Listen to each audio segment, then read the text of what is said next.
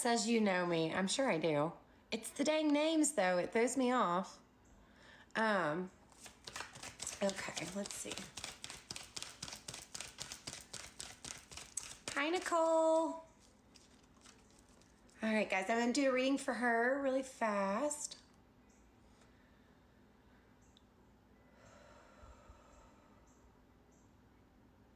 Oh, I forgot see my handy dandy little dude here? All right, we're going to flip that.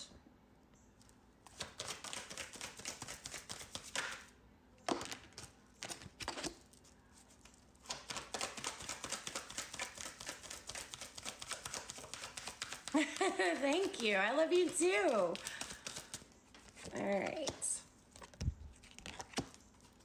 So I see a little bit of your shadow peeking out, Terry. I see a little bit of like stuff that's still weighing you down. Okay. So there's a couple of things here around worry.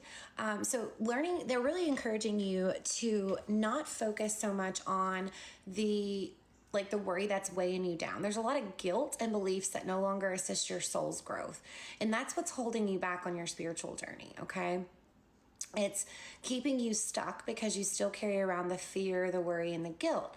Now, that's something that you can work on through shadow work. It's something that you can release if you allow yourself to really focus on that mindfulness piece of your spiritual growth. You're also being called to stand in your courage, stand in your strength. So there's this fear that's holding you back, and I can't quite put my finger on it. It's almost like this fear of being seen.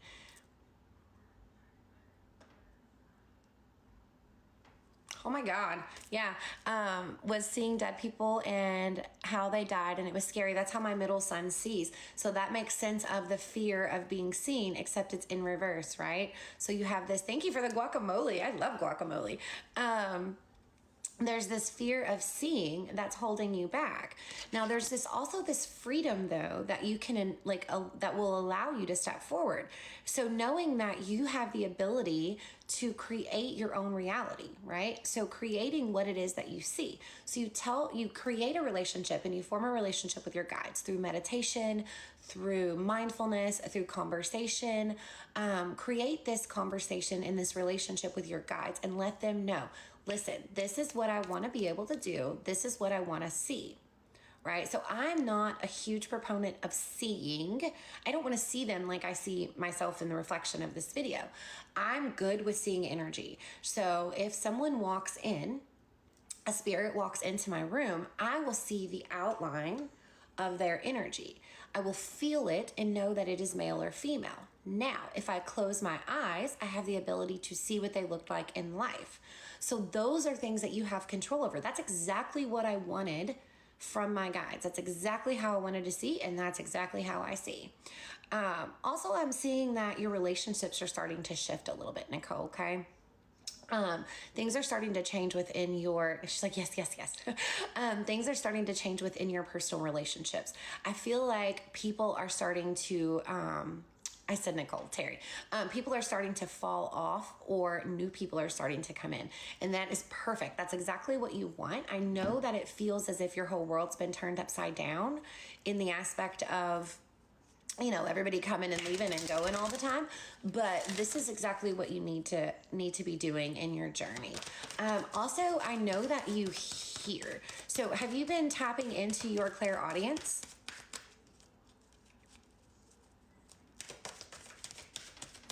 Yeah. So are you listening though? Because I feel like you're not listening to your guides. I feel like they're trying to give you direction, and you're just kind of pushing them away. You're not really being honest with yourself. Thank you, Kimmy, for moderating for me. You're not really being honest with yourself with what they're telling you to do. I feel like you're being stubborn. Okay. I know, but I can't understand. Yeah. Well, you got to listen to the subtle messages, right? So you got to pay attention. It's active thinking. It's noticing the spirit numbers, writing them down. It's noticing the animals. It's being mindful. Being mindful of everything that is going on. Okay.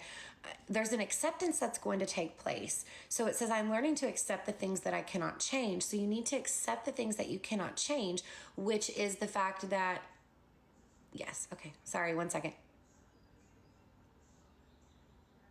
Oh, they said accept the things that I cannot change, meaning other people's behaviors. Okay. Thank you, Tara. Thank you, thank you, thank you. And then honesty, remembering that you can't always expect the truth from everyone else, but you can expect the truth from yourself. So being honest with yourself, talking about why you fear, doing your shadow work, guys, I cannot stress it enough, is the most intricate part of the work that we do. Understanding why we feel the way we feel and the reason for, why we're dealing with the traumas that we're dealing with. Get to the root of the problem. Get to the root, Terry, of the fear. Get to the root of the anger, the sadness, whatever is holding you back. Okay, yeah, because the lady I care for is so mean sometimes. Yeah. So you have to learn to ground and shield first and foremost, protect your energy, and then get into the deep root of the issue. Get into the shadow. Okay, do you have any other questions, Terry?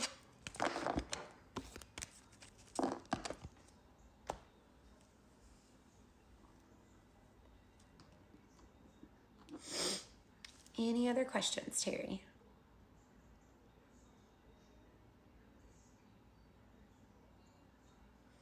How do I know exactly what shadow work? I've been doing shadow work for years. So shadow work is very much like an onion. Okay. So you peel back one layer. Okay. So let's say you have anxiety. Okay. So you peel back the first layer. You know you have anxiety. You've identified it.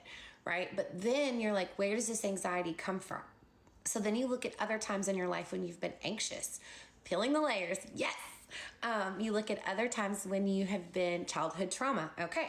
So then you go back to that childhood trauma and you just continue to peel the layers. I wrote 2 books on this, 2 journals that will guide you through this.